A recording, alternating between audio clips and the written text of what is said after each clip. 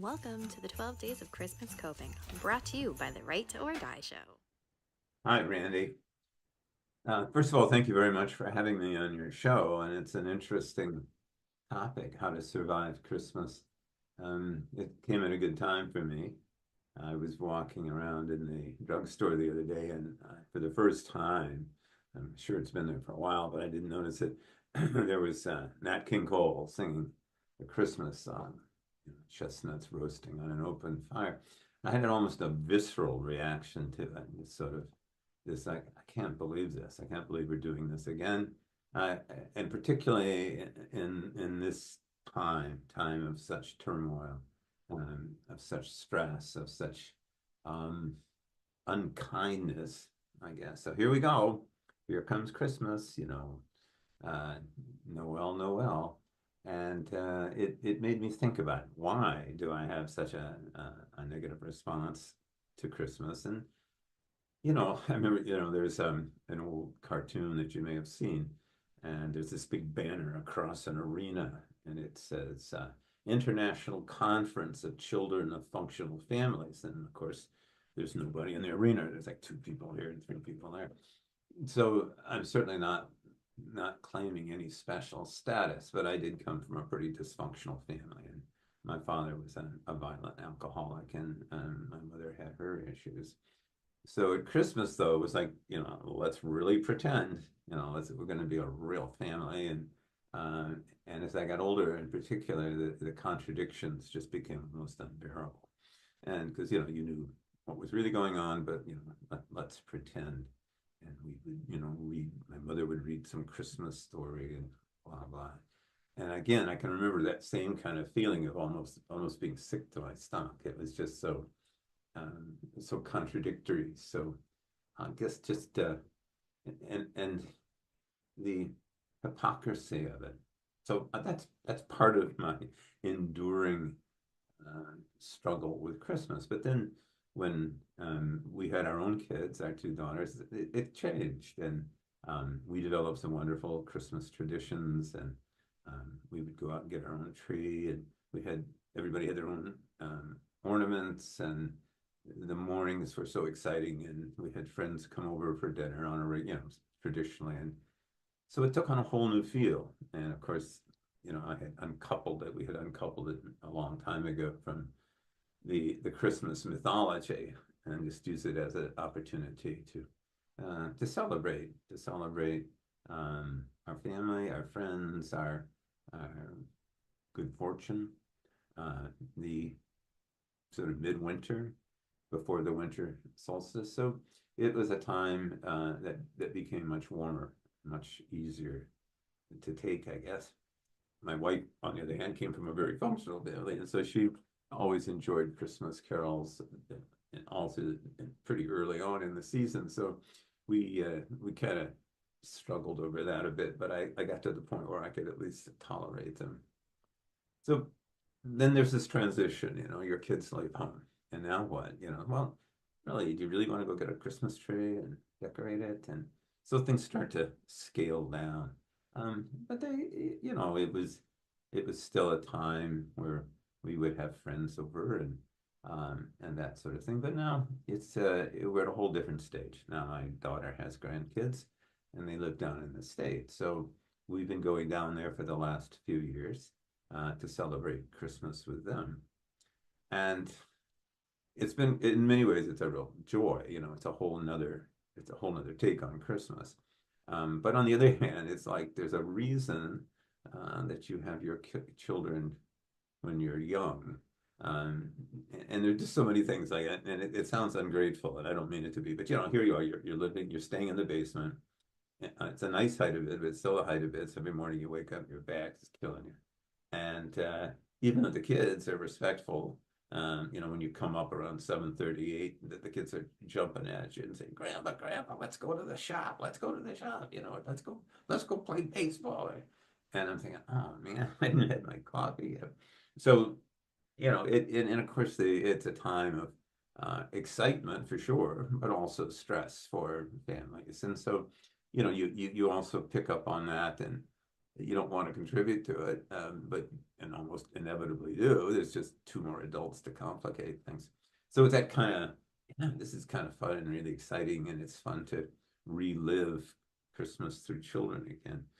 But it's like, this is kind of tough too. It's kind of demanding. There's no place to hide, no place to go to. So last year we tried a new strategy, and although we love our daughter and her kids dearly, we rented an Airbnb about 15, 20 minutes from their house, a lovely place in Bryn Mawr, Pennsylvania.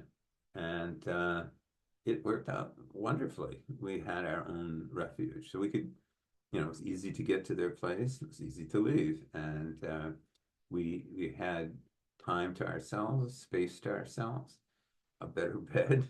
And it became a much more enjoyable Christmas, I think, for everyone, because they also had us out from under their hair. So that's kind of how we're coping with it on a physical level, getting out of the house and at the same time being in the house for the real joyous moments and the moment in the mornings when the kids are so excited about their presents, and of course they get too many presents and it becomes a bit of a they become kind of overdosed on stuff, as unfortunately we seem to be prone to do. But nonetheless, it's a kind of a fun time again. It doesn't, because I guess too, my daughter and her husband bring a pretty low-key Christmas mythology to the exercise. It's not trying. It's not difficult to be there, and many of the traditions are same. This beautiful tree that they go out and get and decorate, and the kids make their own ornaments. And Steve, their father, always makes an ornament every year out of wood that he carves, and so there's neat traditions there that's fun to be part of. So that's how we're coping, and of course part of it is getting down there, because my daughter lives outside of Philadelphia, and that gets harder and harder every year as well. But it certainly brings much more pleasure to the season than being alone, because we've tried that. And now that we're also decamping to our own place, it gives us an opportunity to be quiet and be together on our own. So it's been a really good compromise, and that's what we're doing again this year. And of course, we are here in part to talk about books, and I'm just going to mention a book which I just wrote. Came out in May, and I love getting books as Christmas gifts. I think it's about as nice a gesture as you can make. Particularly if you match the book to the personality and the likes and dislikes of the individual. But my book is the first book of a series. It's called The Burning Gem. And I just happen to have a copy here. And it's an interesting book. I think you'll find it very interesting. It's a urban fantasy, but it's about a world that's just beneath our feet, and it's a world of magic, but magic that's incomprehensible. Maybe we all have some of that magic that manifests itself. In this particular case, this takes place in part in an old abandoned railway terminal underground under the New York subway system. But it's been transformed into this utopian community where unusual people with unusual skills have congregated as a kind of a refuge. And then the main protagonist, one of whom is a gem maker, but he doesn't just make any gems. He actually has a machine that extracts a portion of your soul through your eyes and crystallizes it into a gem. And this gem accelerates personality, existing personality tendencies. But as they move on, and Barbara crashes in on his completely solitary life, he's been prohibited from revealing his real name or even touching other people by the master who's in charge of this whole operation, they realize that this is part of something much bigger, much more evil, much darker. And they start to try to explore that, to stop it before it kills them. So it's a fun, but it's also a commentary, I think, on attempting to make it a commentary as well on how is it that we're faced with these existential challenges like climate change and distrust of the other. And instead of finding and evolving new ways of working with each other, we seem to be breaking up into smaller and smaller tribal groups, and the distrust actually increases. So maybe there's something behind that. Maybe there's something that it's not just about a lack of evolution. Maybe there's actually a force that foments, cultivates those feelings of distrust, that sense that there's a certain elite that's meant to rule, and the rest of us are just meant to serve, to reinforce our own sense of impotence and inadequacy. And in this case, there is, and it's a cabal, an ancient cabal that has maintained this myth of a ruling elite that rules by divine right of rule. And as they stumble on this whole thing, they realize this is the mechanism that they have to stop. So anyway, I think it's a fun book. I think it's an interesting book for people who like an adventure, but also like a bit of a social allegory, social comment, want a kind of a budding romance after all. He is 110, but the loyalty that they develop for each other.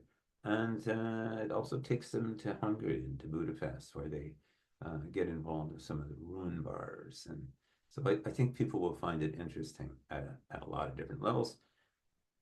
And let me just finish off by saying, as Nat King Cole said, have a Merry Christmas. And it's, if not merry, at least enjoyable, tolerable, and find ways not to let it trigger those memories from the past that so many of us have about difficult Christmases, and concentrate on the immediate pleasures available to us. So anyway, thanks very much for this. I hope people find it interesting. Thanks for watching the 12 Days of Christmas Coping. And remember, the only way to end the stigma of mental health is to speak openly and honestly.